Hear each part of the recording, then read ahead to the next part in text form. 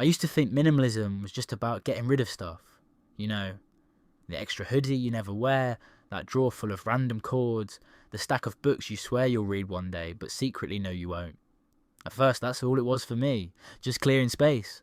But what I didn't expect, what I never heard people talk about, was how owning less started giving me something I didn't even realise I was running out of. Time. Before I started letting go of things, my days felt like they were always on fast forward. Wake up, rush through a cluttered morning routine, spend 5 minutes digging for the one black shirt I actually like. Realise I forgot where I put something important. Again. Then I'd sit at my desk, surrounded by distractions, books I wasn't reading, papers I wasn't organising, a mess that I told myself I'd deal with this weekend, but never did.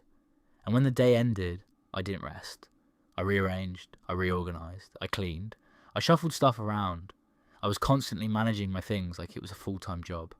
Except I wasn't getting paid in anything but stress. Here's the thing, no one talks about.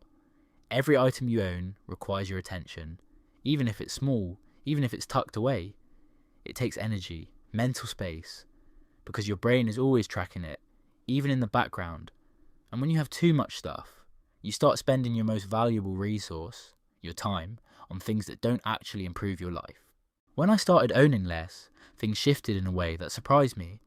Suddenly, getting ready in the morning was simpler. I had fewer choices, but the ones I kept were things I genuinely liked. No more wasting 10 minutes deciding what to wear. No more guilt over clothes that never fit right or made me feel like someone I wasn't. And cleaning, it went from being this exhausting, multi-hour project to something I could finish quickly and almost effortlessly. Less clutter meant less dust, fewer surfaces to clean, fewer things to move around or reorganise. I could vacuum a room in 5 minutes because there wasn't anything in the way. I could wipe down my desk without first clearing it off like I was resetting a crime scene. Owning less didn't just make things look cleaner, it made everything function better. But what really caught me off guard wasn't the physical stuff, it was the mental shift. I didn't realise how much time I'd been losing in my head, thinking about what to upgrade, what to replace, what I should be buying next. I'd scroll through online stores, add things to my cart, close the tab, then open it again later, like I was haunted by it. That cycle, it disappeared when I stopped caring about more. My mind got quieter, my schedule got lighter, and my days finally had room to breathe. One of the biggest changes? I started experiencing stillness again. You know those rare moments where you're just sitting and you realise you're not behind on anything. No mental checklist screaming at you.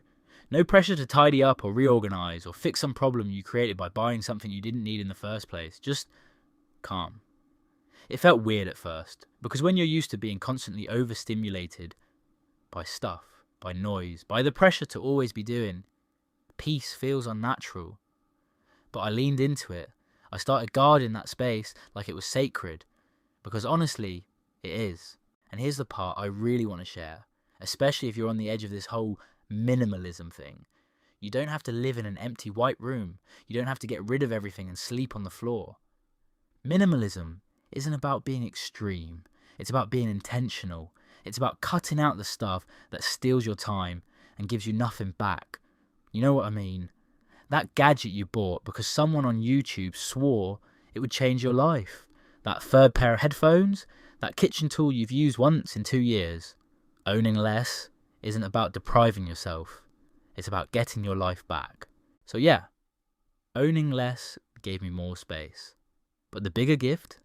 It gave me time. Time to be present. Time to reflect. Time to slow down and actually live. I think sometimes we underestimate just how much our environment affects our pace. When you're surrounded by chaos, your mind moves chaotically. When your space is calm, your mind can slow down too. And when you own less, you start to notice things again.